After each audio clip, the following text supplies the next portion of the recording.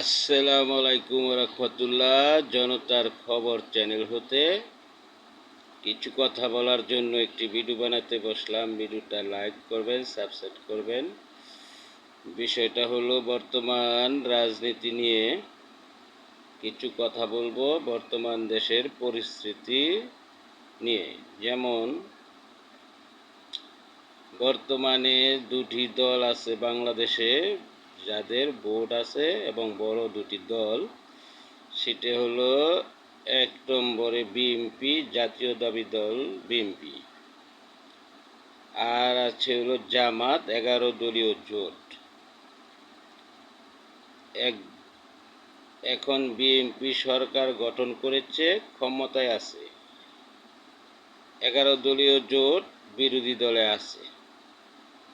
দেশটি সুন্দরভাবে চলার কথা, জনগণের দুর্ভোগ কমার কথা, দেশ শান্ত থাকার কথা।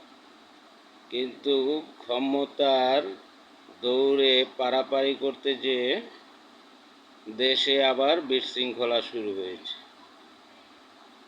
এবং জামাত বিরোধী দলের থেকে সংসদেও বিরোধী দলের ভূমিকায় থেকে তারা সন্তুষ্ট না।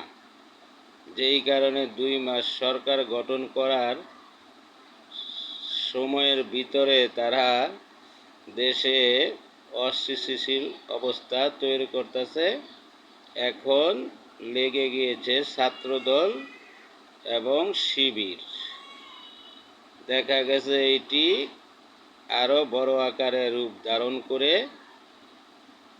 দেশে আরও অস্থিতিশীল ঘটনা ঘটতে পারে।